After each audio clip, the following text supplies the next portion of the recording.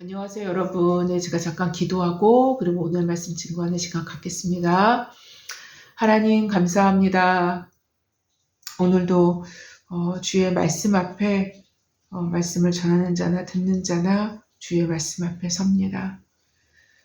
하나님 주의 말씀 곧 진리. 하나님 진리의 성령께서 하나님 이 자리에 임하여 주시사 하나님 진리가 하나님 우리 내부에 들어갈 때 참으로 진리될 수 있도록 주께서 인도하시고 역사하여 주시기를 원합니다. 진리의 성령님이 아니시면 누가 이 일들을 행할 수 있겠습니까? 아무도 할 수 없습니다. 하나님 아무도 할 수 없습니다. 하나님 진리의 성령께서 친히 역사하여 주시사 하나님 진리가 참으로 진리될 수 있도록 이 객관적인 진리가 참으로 우리의 내부에 들어와서 우리의 삶에 우리의 주관적으로 우리의 개인적으로도 하나님 참으로 진리될 수 있도록 그렇게 역사하여 주시기를 원합니다. 하나님 그래서 하나님 우리의 삶을 살아갈 때 이 진리로 살아내게 하여 주시며 성령의 능력으로 진리의 성령의 능력으로 살아낼 수 있는 그러한 힘과 능력이 부여될 수 있는 시간이 되게 하여 주시기를 원합니다. 하나님 그래서 마지막 이때에 하나님 우리가 참으로 하나님의 사람들로 설 수 있도록 하나님 진리로 살아냄으로 말미암아 하나님의 사람들이 되게 하여 주셔서 하나님 우리 스스로가 살 뿐만 아니라 하나님 세상을 살릴 수 있는 하나님 그러한 빛과 같은 존재들이 모두 될 수 있도록 주님 역사하여 주시옵소서. 하나님 그러한 특별한 은혜가 하나님 우리 가운데 지금 이 시간에 부어지게 하여 주시기를 원합니다. 주님 함께하여 주시옵소서. 첫 시간입니다. 마치는 시간까지 주께서 함께하여 주시며 모든 방해가 있을 것이오나 그 방해가 오늘 또한 무용지물이 되게 하여 주시사 진리만이 온전히 살아나게 하여 주시고 진리만이 온전히 각인될 수 있는 시간이 될 수 있도록 주님 역사하여 주시기를 원합니다. 감사합니다. 하나님 부족한 저를 온전히 숨겨주시고 주의 말씀만이 증거되며 드러나며 강조될 수 있도록 주님 역사하여 주시기를 원합니다. 감사하며 예수님의 이름으로 기도했습니다. 아멘. 네, 여러분 오늘도 제가 로마서 말씀을 들고 섰습니다. 오늘은 본문이 몇 절인가요? 네, 로마서 10장 11, 12, 13절 요 세 절을 가지고 말씀을 증거하는 시간을 갖겠습니다.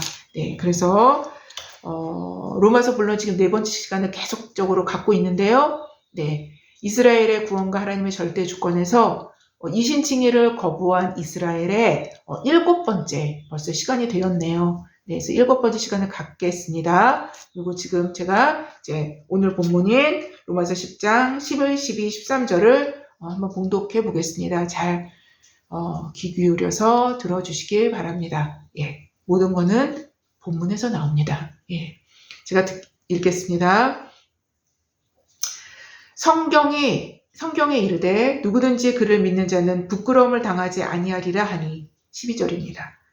유대인이나 헬라인이나 차별이 없음이라 한 분이신 주께서 모든 사람의 주가 되사 그를 부르는 모든 사람에게 부요하시도다. 누구든지 주의 이름을 부르는 자는 구원을 받으리라.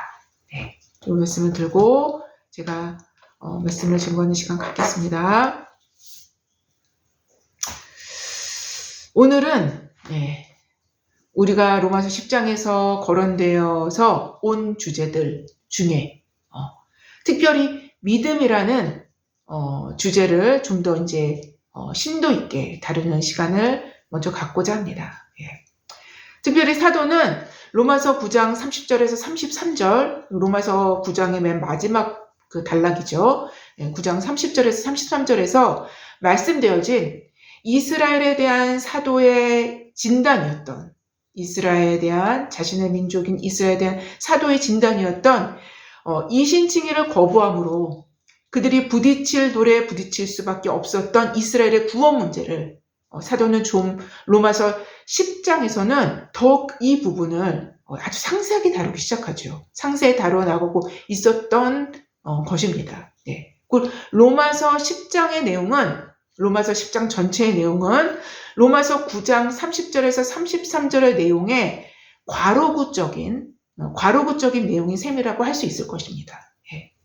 바로 이 과로구적 내용인 로마서 10장의 내용은 이스라엘의 구원에 대한 내용에서 또한 사도는 모든 인류를 향한 보편적인 구원의 내용을 함께 기록하고 있기도 하는데요. 이스라엘의 구원 문제와 연결돼서 인류 보편적인 구원에 대한 문제들을 이제 다루어 나가기 시작했던 것이죠. 로마서 10장 10절의 내용은 그래서 보편적 진리, 곧 보편적인 구원의 내용을 요약 설명합니다.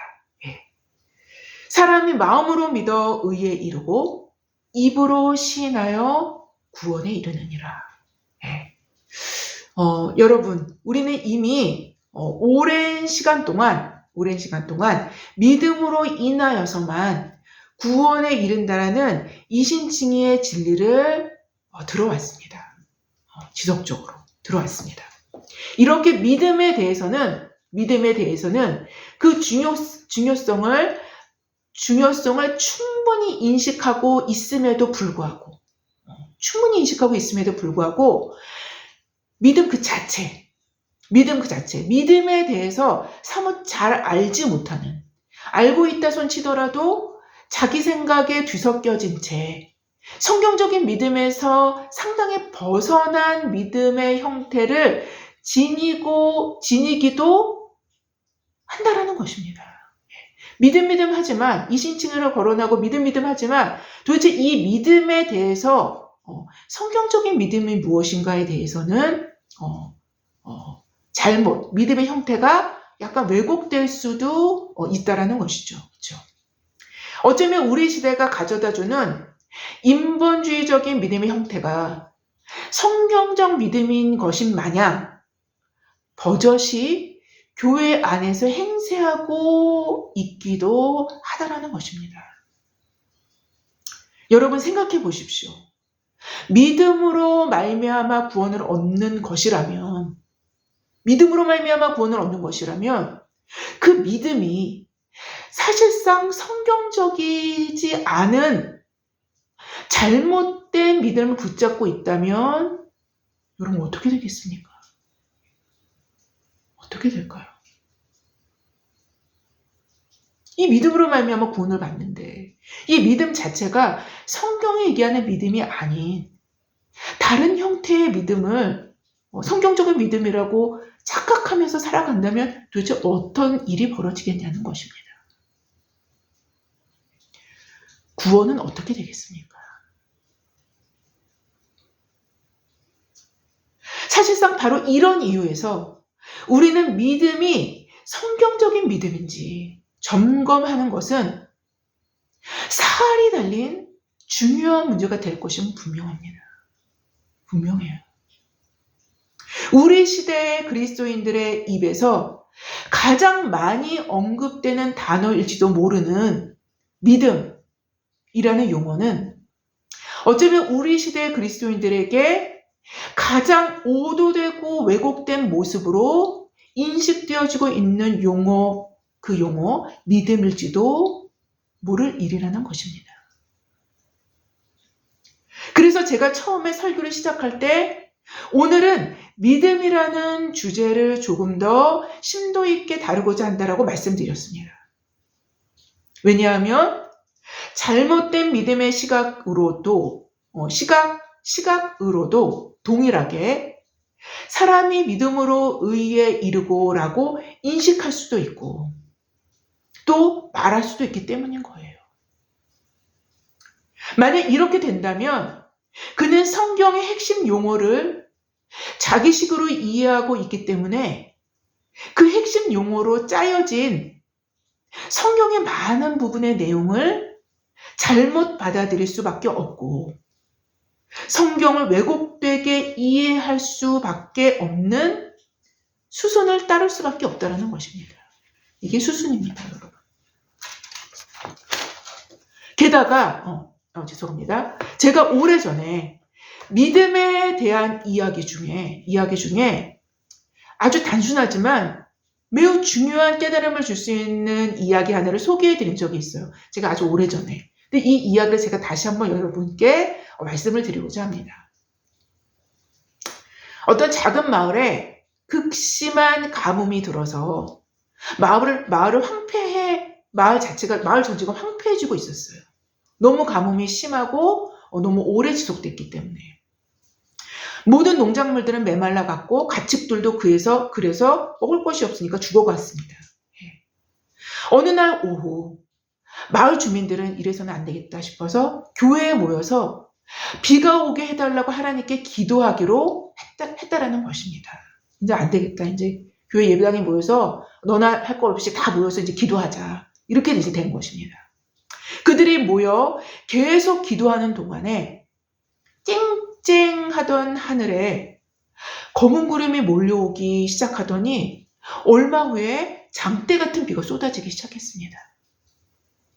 그러자 마을 사람들은 막 환호를 지르면서 막 이제 기뻐하게 된 것이죠. 그러나 집으로 돌아가려던 사람들은 우산이 없어서 모두들 교회 문 앞에서 머뭇머뭇거리면서 이제 서성대기 시작한 것입니다. 아이고야, 우산이 없네. 그러면서 서성거리기 시작한 거예요. 그때 8살쯤 되는 한 소녀가 한방 웃음을 지으면서 빵긋빵긋 한방 웃음을 지으면서 우산을 쳐들었습니다. 모든 주민들이 비오기를 기도했지만 비가 올 것을 믿고 우산을 준비한 사람은 그 소녀 한 사람뿐이었다는 것이죠.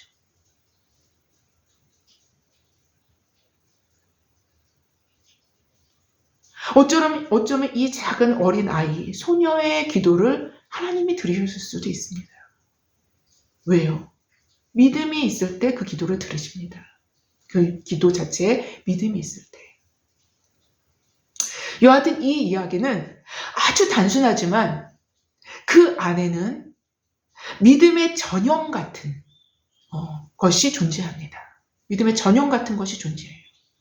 순수한 섞여 들어가지 않은 순도가 깨끗한 단순함이 있습니다. 그리고 이러한 믿음은 필연적으로 행위로 그 믿음을 증거합니다. 행위로 그 믿음을 증거하는 거예요. 이 아이가 얼마나 순수한 믿음을 갖고 있었는지 그 여자아이의 행위로 증거된 것이죠.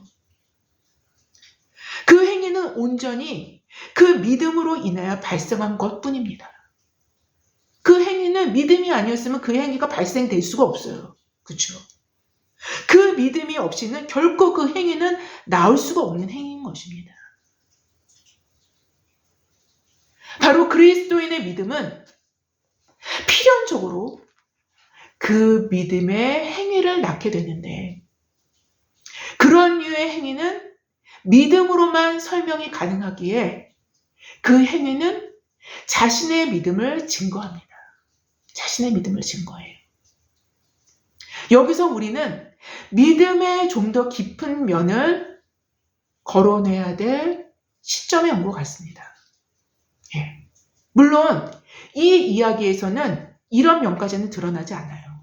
이 이야기에서는. 이 어린 소녀로 우산을 준비케 한 그 믿음이 어떤 믿음이냐에 따라서 성경적인 믿음인지 아닌지를 확인할 수 있게 합니다. 만약 우산을 준비한 어린 소녀가 하나님은 하늘도 비도 땅도 창조하신 분이시기 때문에 하나님 모든 걸 만드셨어요. 창조하신 분이기 때문에 이런 하나님께는 비가 오게 하는 것쯤은 아무것도 아닌 일이다. 라는 믿음으로 그 하나님을 믿음으로 그 전능하신 하나님을 믿음으로 우산을 준비한 것이라면 성경적인 믿음이라 할 수 있습니다. 이것이 성경적인 믿음이에요. 그러나 만약 우산을 준비한 어린 소녀가 자신이 교회에서 기도회에 참석하여서 기도했다라는 사실을 스스로 믿고 이러한 자신의 모습을 하나님께서 기쁘게 보셨을 것이라는 확신으로 그래서 이러한 자신에게 응답하실 것을 믿음으로 우산을 준비했다라면 그것은 성경적인 믿음이 아닌 거예요. 자신의 믿음을 믿는 것입니다. 자신의 행위를 믿는 거예요. 자신이 그렇게 교회에서 열심히 기도하고 교회에 가서 모여서 기도했다라는 걸 믿는 거예요. 그것은 성경적인 믿음이 아닌 것입니다. 이러한 믿음은 자기의 열심이 그 믿음의 토대인 셈인 거예요. 즉 이러한 자기 믿음, 자기의 열심을 믿는 믿음은 사실상 성경에서 그리고 로마서에서 말씀하시고 계신 믿음이 아닌 것입니다. 성경적인 믿음은 반드시 그리고 절대적으로 그 믿음의 대상을 오직 하나님께 둡니다. 그 믿음의 대상을 오직 하나님께만 두는 거예요. 그분의 어떠하심을 믿는 것입니다. 하나님의 어떠하심을 믿는 것이지 자신의 어떠함을 결코 믿지 않는 것입니다. 결코 그것을 내세우지 않는 거예요. 이러한 맥락에서 브라이언 채플도 자신의 책에서 기록한 바 있는데요. 성경적인 믿음이란 자기가 원하는 결과에 대한 흔들림 없는 확신이 아니라 세상을 주관하시는 하나님에 대한 확신을 말합니다. 여러분, 이거 굉장히 중요한 말입니다. 우리가 모르는 것을 그분은 아시고 우리가 예측할 수 없는 것을 계획하시며 우리의 생각에 미치지 않는 방법으로 영원을 주시는 분이심을 확신합니다. 우리는 우리의 믿음을 신뢰하는 것이 아니라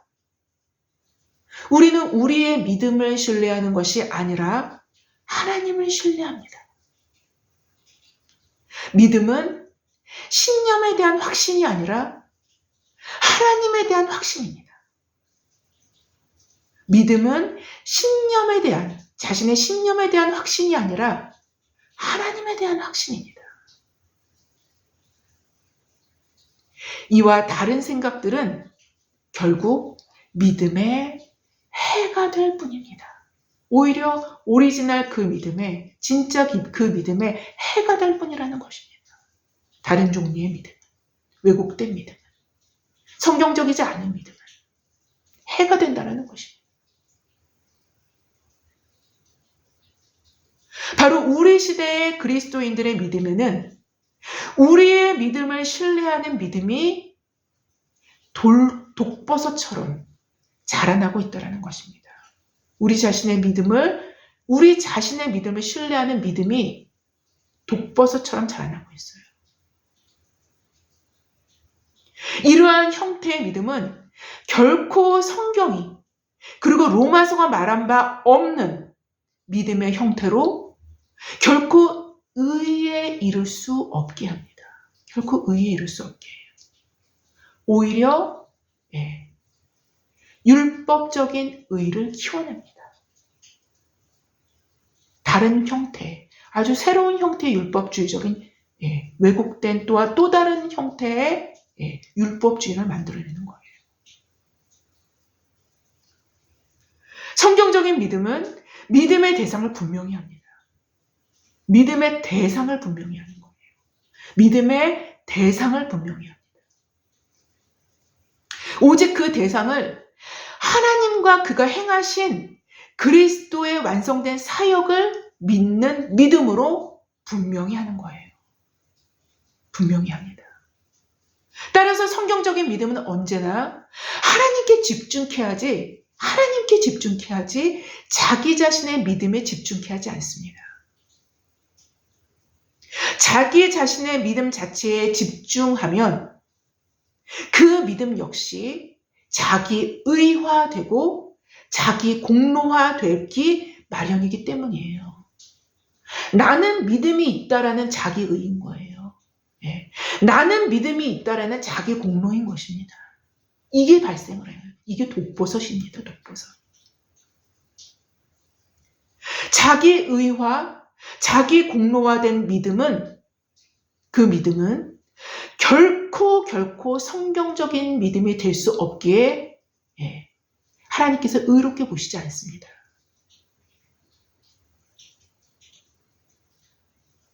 제가 지금 어떻게 보면 굉장히 무서운 말을 하고 있는 것입니다, 여러분.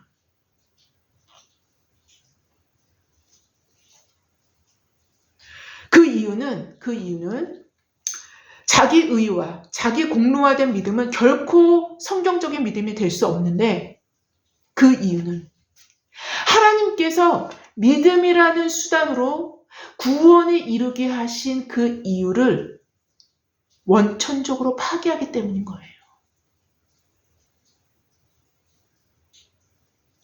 다시 말씀드린다면 인간의 모든 자기 자랑과 자기 의를 자기 공로로 전면적으로 폐기하기 위해서, 자기 공로인 줄 알고 전면적으로 그래서 폐기하기 위해서 하나님께서는 죄송합니다. 다시 말씀드릴게요. 인간의 모든 자기 자랑과 자기 의를, 자기 공로를 전면적으로 폐기하기 위해서 사실상 하나님께서는 믿음이라는 방법을 통해서 하나님의 전적인 은혜의 구원을 드러내셨다는 거예요. 그래서 믿음이라는 방법을 우리에게 주신 것입니다. 구원의 방법으로. 다시 말씀드릴게요. 인간의 모든 자기 자랑과 자기 의, 자기 공로를 전면적으로 폐하시기 위해서 하나님께서는 믿음이라는 방법을 통해서 하나님의 전적인 은혜의 구원을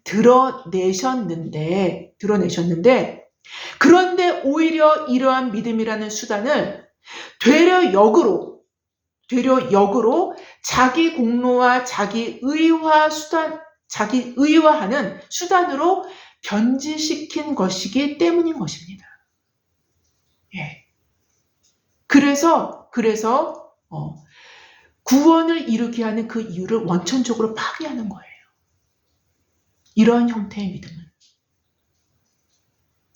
이러한 믿음은 그래서 반성경적인 믿음으로 표현할 수 있겠습니다. 저는 이 시점에서 오늘 본문 로마서 10장 11절로 다시 돌아갈 필요를 느끼게 되는데요. 성경에 이르되 누구든지 그를 믿는 자는 부끄러움을 당하지 아니하리라 하니 라고 기록을 합니다. 오늘 본문은. 이 말씀은 이사야서 28장 16절 말씀을 사도가 다시 인용한 것입니다. 로마서 9장 33절에도 똑같이 인용을 또 했었어요.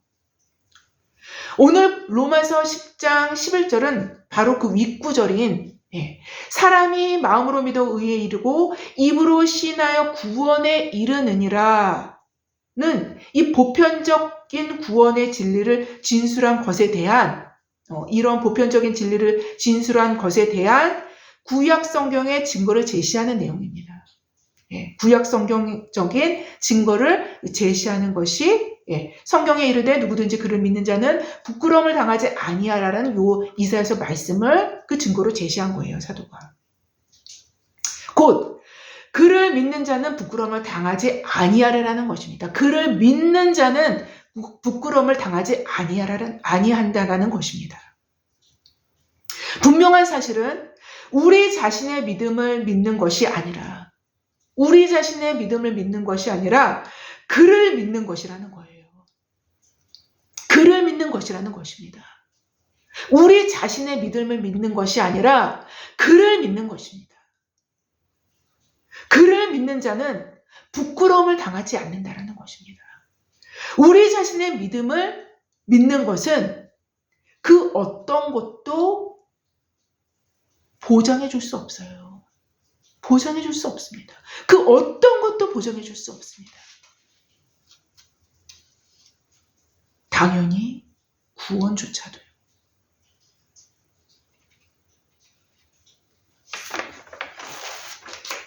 그렇다면 그를 그를 믿는 자라고 표현하고 있는 그는 어떤 분을 말씀하시고 계실까요? 인용절에서 잘려져 나간 부분을 확인한다면 분명해질 수 있습니다. 다시 이사야서 28장 16절로 가서 확인해 보겠습니다.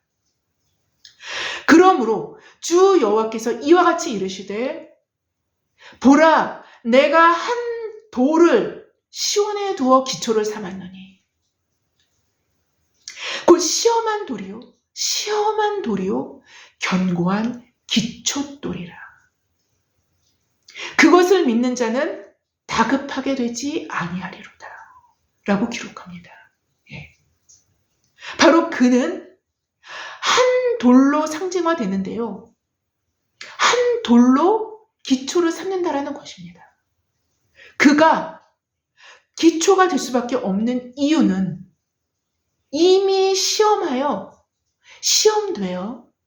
그의 확실함과 그의 확고함이 그의 견고함이 입증되었기 때문에 건물의 머릿돌 곧 기초돌로 삼았다라는 것입니다. 이에 대해서 히브리서 4장 15절은 이렇게 기록합니다. 우리에게 있는 대제사장은 우리의 연약함을 동정하시지 못할 이가 아니요 모든 일에 우리와 똑같이 시험을 받으신 이로되 죄는 없으시니라 라고 기록합니다. 바로 이분이 시험을 당하셨다는 것입니다. 대제사장이신 그리스도는 죄는 없으시나 우리와 똑같이 시험을 받았기 때문에 우리의 연약함을 온전히 이해하실 뿐만 아니라 오히려 말할 수 없이 더 큰 시험에도 통과하신 분이시라는 것입니다. 예수께서 십자가에 달리시기 전, 그러니까 감람산 겟세마네에서 기도하시기 전에 제자들에게 이렇게 말씀하신 바가 있습니다. 너희는 나의 모든 시험 중에 항상 나와 함께한 자들인즉 내 아버지께서 나라를 내게 맡기신 것 같이 나도 너희에게 맡겨 라고 누가복음 22장 28절 29절에 기록합니다. 그리스도는 공생의 전 삶뿐만 아니라 십자가의 마지막 숨을 거두시기 직전까지 시험받는 돌이 되셨던 것입니다. 시험한 돌이 되셨던 것입니다. 바로 이러한 과정을 통해서 확실하게 입증되신 돌이신 것입니다. 따라서 하나님 아버지께서는 그를 기초로 삼은 것입니다. 그를 완전한 기초로 삼은 거예요. 이 땅과 온 하늘과 땅 모든 만물의 기초를 삼으신 것입니다.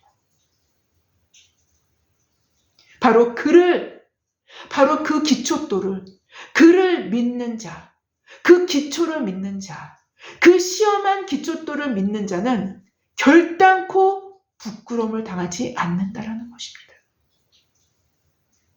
바로 우리의 믿음의 기초는요, 우리의 믿음은요, 그 기초돌을 믿는 것입니다. 그분을 믿는 것입니다. 우리의 믿음의 대상은 그분인 거예요. 우리 자신의 믿음이 아닌 것입니다.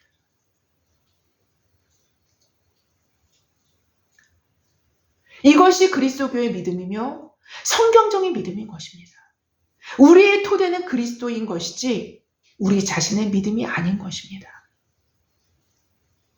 그래서 언제나 참된 믿음은 그리스도께 집중하지 자신이 믿는 믿음에 집중하지 않아요. 자신이 믿는 믿음에 결단코 집중하지 않습니다. 그리스도께 집중하는 거예요. 로이드 존스는 자신의 책에서 이렇게 기록하기도 했는데요.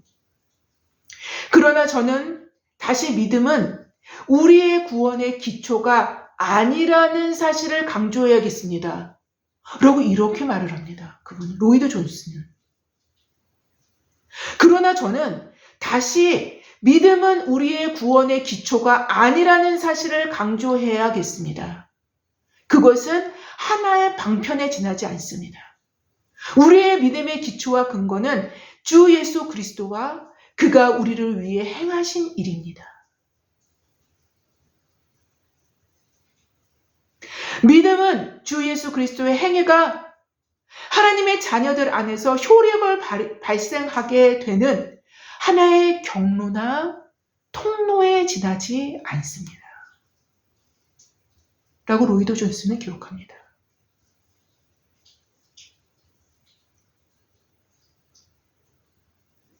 제가 여러분께 성경적인 믿음에 대해서 앞서 설명했기 때문에 로이드 존스의 말을 오해 없이 이해하셨으리라 생각합니다.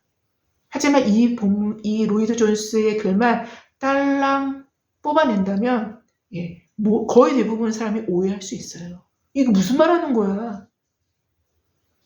하지만 이거는 성경을 정확하게 보는 말입니다. 결국 오늘 본문인 로마서 10장 11절의 인용절을 통해서 그를 믿는 자, 곧 시험한 도리요 그로써 확실하게 입증된 견고한 기초돌이신 그리스도를 믿는 자는 결코 부끄러움을 당하지 않는 의를 얻게 된다는 것입니다. 이 의가 구원을 이룹니다. 이 의는 곧 구원이고요. 구원은 곧 이 의를 갖는 것입니다.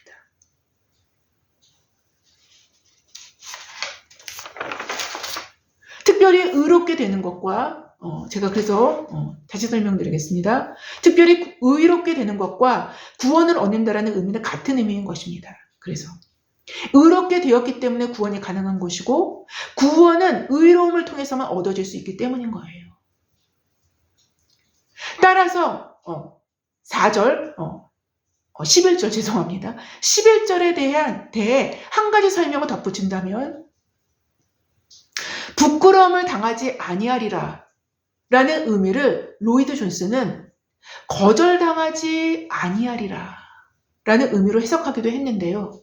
부끄러움을 당하는 거는 뭔가 거절을 당했기 때문에 굉장히 부끄러움을 당하는 것이 아니니까. 부끄러움을 당하지 아니하리라는 것은 거절을 당하지 아니하리라는 의미로 해석되기도 했어요. 이 로이드 존스는 그렇게 해석했습니다.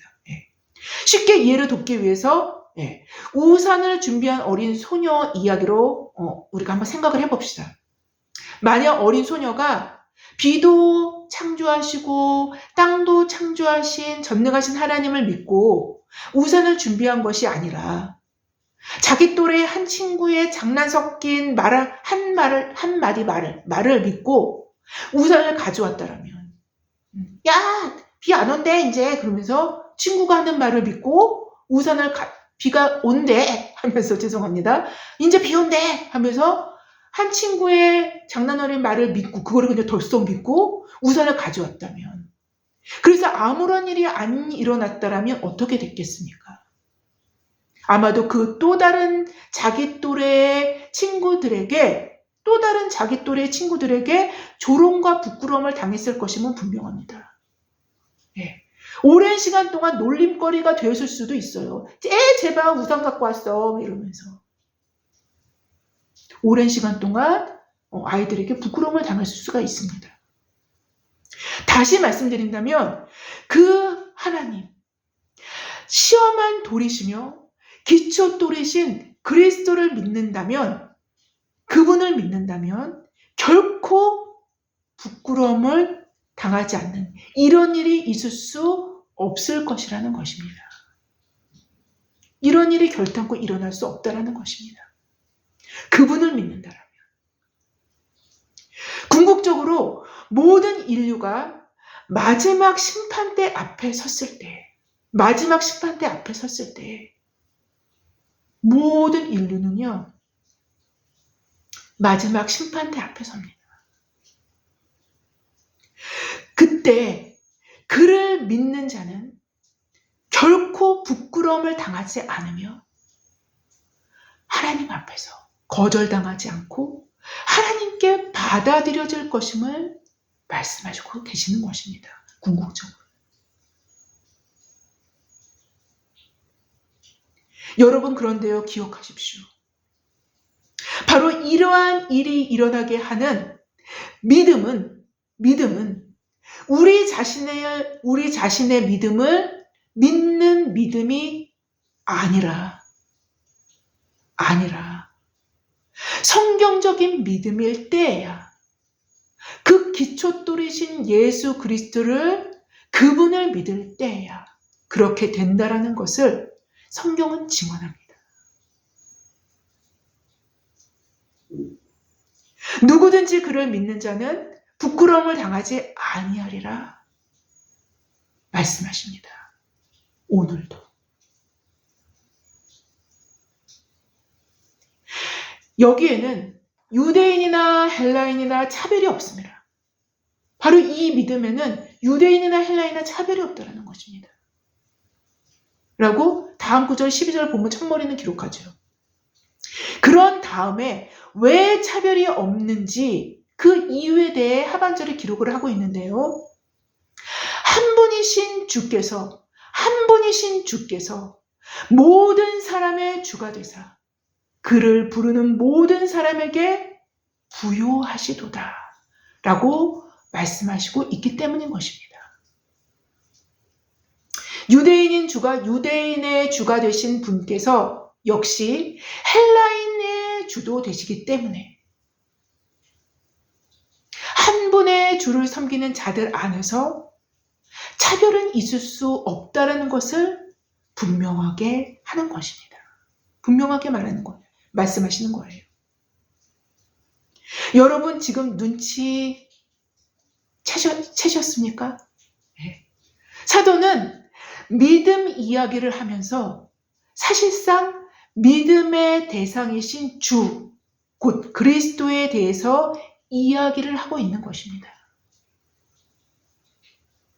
왜냐하면 참 믿음은 언제나 믿음의 대상이신 하나님께 집중케 하기 때문인 것입니다.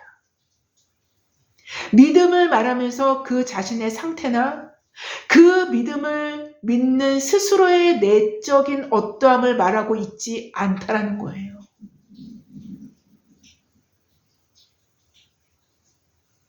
믿음, 곧 참 믿음은 언제나 믿음의 대상을 바라보게 합니다. 바라보고 그 대상에게 집중케 하기 때문인 거예요. 오직 사도는 믿음을 거론하면서 믿음의 대상인 주가 되시는 시험한 돌, 기초돌이신 그리스도와 그분의 차별하시지 않으심의 특성을 거론할 뿐인 것입니다.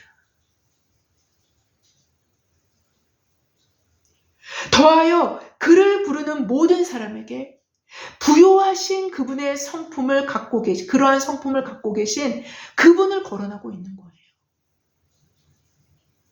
바로 그분께 집중되어 있는 상태를 그대로 성경은 기술하고 있는 것입니다. 우리의 믿음의 대상이 우리 자신의 믿음을 믿는 것이 될 수 없다는 것입니다. 우리의 믿음의 대상이 우리 자신의 믿음을 믿는 것이 될 수 없다는 것입니다. 여하튼 사도는 유대인들에게 예수가 야훼 하나님, 곧 그 주님이심을 믿을 때 구원을 얻게 될 것이며 유대의 가장 큰 권위를 갖고 있는 산헤드린의 신성모독죄로 정죄되어 십자가에 죽은 바 된 바로 그 예수의 주되심을 믿을 때 곧 그리스도의 부활을 믿을 때죠. 네. 그 부활이 그리스도의 주되심을 선포하는 것이기 때문에 구원을 얻게 된다는 것을 말한 것과 동일하게 하나의 동일한 주를 믿는 모든 자, 곧 이방인 역시 그의 주되심을 믿을 때 구원을 받게 된다는 것입니다. 구원을 받게 된다는 거예요. 여기에는 그래서 차별이 없을 뿐만 아니라 그의 주되심으로 인한 그의 부요하심이 그를 부르는 모든 자에게 임하게 된다는 것입니다. 그리스도의 부요하심에 대해 여러 가지로 설명되어질 수 있습니다. 정말로 그분의 부요하심을 너무나 풍요롭게 너무나도 여러 가지로 설명되어질 수 있겠으나 시간상 찰스 웨슬리의 시를 소개해드리면서 존 웨슬리의 동생이죠. 찰스 웨슬리의 시를 소개해드리면서 설교를 마칠까 합니다. 그리스도의 부요함이란 풍성한 삶, 안락한 삶을 통해서 그의 부요하심을 알아가는 것이라기보다 그렇게 되어지기보다 이렇게 되어지는 것이 훨씬 많기 때문이죠. 그리스도의 부요함이란 풍성한 삶, 안락한 삶을 통해서 그의 부요하심을 알아가는 것이라기보다 더 깊은 의미의 부요함을 말씀하시고 계심을 염두에 두면서 이 시를 들어주시기 바랍니다. 주님은 나의 도움이시오.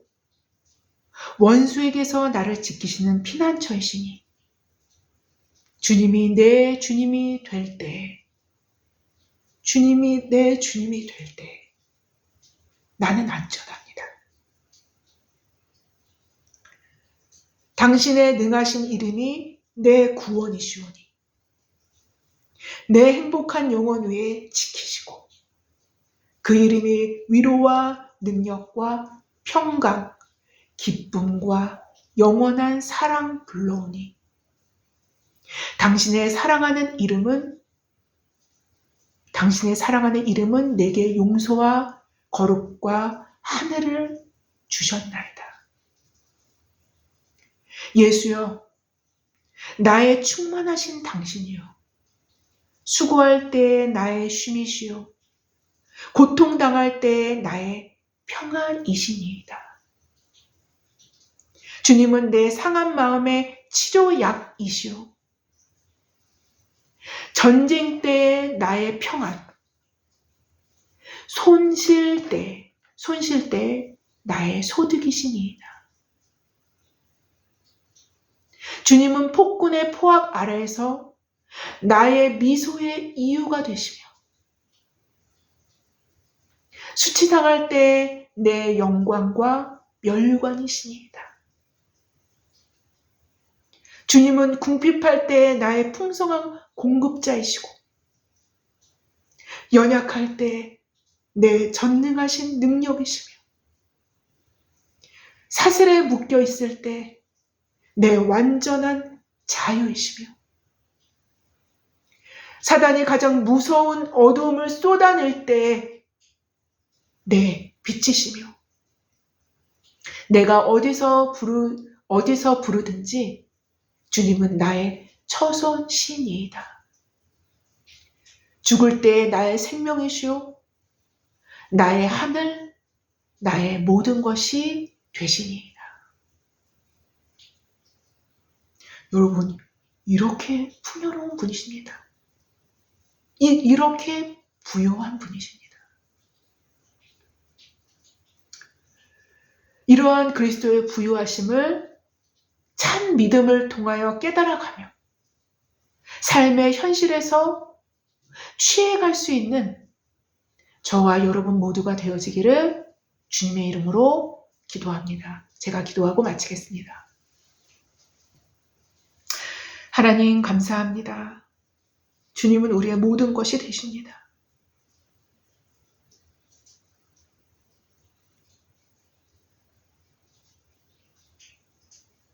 하나님,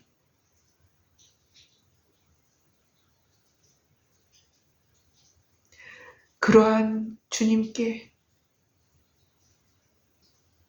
우리의 모든 것을 드리게 하여 주심을 감사하고 주님께 속하게 하여 주심을 감사합니다. 감사하며 예수님의 이름으로 기도했습니다. 아멘. 감사합니다.